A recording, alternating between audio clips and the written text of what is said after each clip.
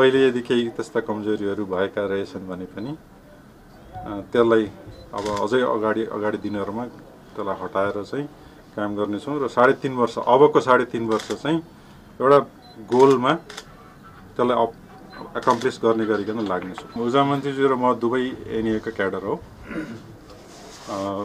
मैले 30-35 वर्ष काम गरेँ, उहाँले पनि 30 वर्ष जति काम गर्नुभयो। त्यसैले हामीले यो क्षेत्र दुवैजनाले एकै हिसाबले बुझेका छौँ होला जस्तो लाग्छ। कहाँसम्म भने चिलिमेदेखिको त हामीहरू सँगै नै एउटै संस्थाहरूमा एउटै खालको अनुभवहरू भोगेर आएका छौँ।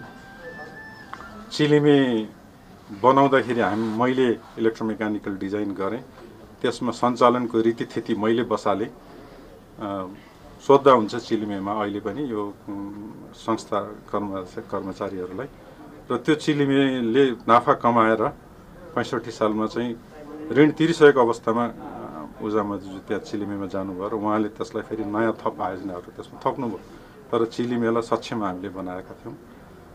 त्यसैले हामीले चिलिमेको त्यो महत्त्व पनि हामीले सँगै बुझ्यौँ र त्यसअनुसारै निजी क्षेत्र र विद्युत प्राधिकरणले कम्पनी मार्फत जानुपर्दो रहेछ भन्ने पनि त्यति बेला सोचहरू आएकोमा त्यो सोचको प्रगति क्रममा हामी दुवै साक्षी छौँ। र अहिले अब अलि वर्तमानमा आउँदाखेरि चाहिँ कम्पनी मात्रै होइन, विद्युत प्राधिकरणको आफ्नै पनि आयोजनाहरू हुनुपर्छ। कम्प्लिटली त्यति बेला कम्पनीमा जाँदाखेरिको त्यति बेलाको चाहिँ ऱ्यासनल र रिजनिङहरू चाहिँ मध्ये कतिपय अहिले परिवर्तन भइसक्यो हुनाले प्राधिकरणले आफै बनाउनुपर्छ भन्नेमा चाहिँ मेरो आफ्नो सोच छ।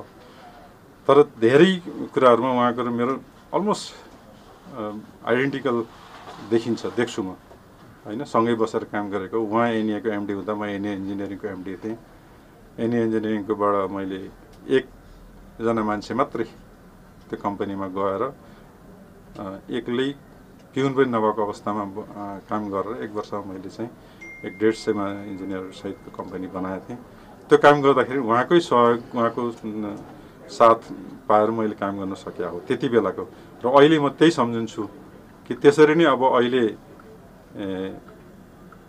एनए इन्जिनियरिङको सञ्चालक समितिको अध्यक्ष उहाँ हुनुहुन्थ्यो त्यति बेला 73 सालमा, एनए 74 सालमा, र एनइएको एमडीको हिसाबले पनि अहिले म विद्युत प्राधिकरणमा आउँदाखेरि विद्युत प्राधिकरणको अध्यक्ष चाहिँ उहाँ मन्त्रीज्यू हुनुहुन्छ र अहिले करिब त्यही मोडलमा छ। र त्यसरी नै जसरी छ त्यति बेला राम्रो काम गरेर मैले एनए इन्जिनियरिङमा गरेको कामलाई उहाँले प्रशंसा गर्न पाउनुभएको थियो विभिन्न कार्यक्रमहरूमा। त्यति बेला 74, 75, 76, 77मा पनि अहिले पनि त्यसरी नै हुनेछ भन्ने म विश्वास गर्छु।